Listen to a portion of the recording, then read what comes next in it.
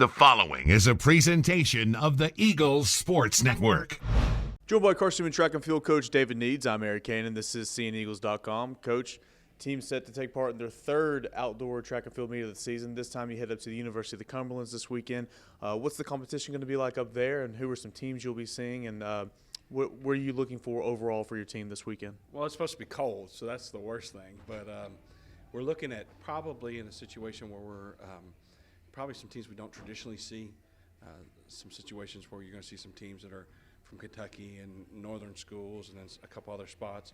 But then, you know, you'll get some teams from East Tennessee, like Lee and Tennessee Wesleyan and things like that. So it'll be a little bit different than we're used to, people that we're used to competing against.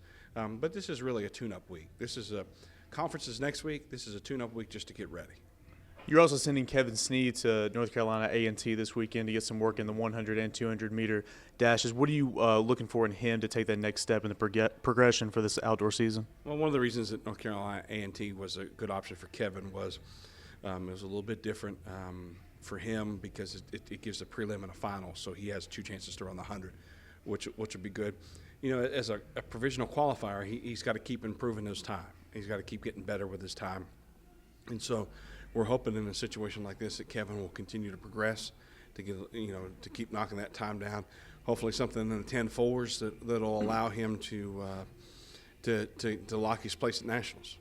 Sneed, along with a number of others, have done well so far in this outdoor campaign. He's the juniors ran in 4 time sprints so far and broke a school record and provisionally qualified by winning all 4 events. And Gall in the pole vault, Marshall Shank also broke a 45-year-old pole vaulting record, and countless others. What has been the key for these athletes to get off to such a good start? I know they had some work in the winter with indoor, but to make the transition to outdoor and be performing so well, what's been the key for them? Well, I'm surprised, you know, because we haven't had the greatest weather in the world in anywhere that we've been. You know, we've either run into rain or cold or wet.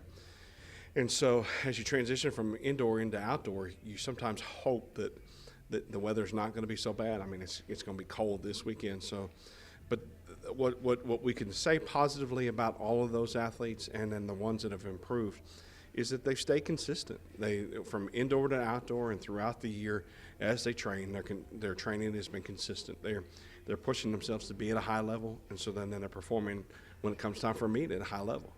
Well, thanks and best of luck this weekend. Thank you. It's Carson-Newman track and field coach David Needs. I'm Eric Cain, and this is CNEagles.com.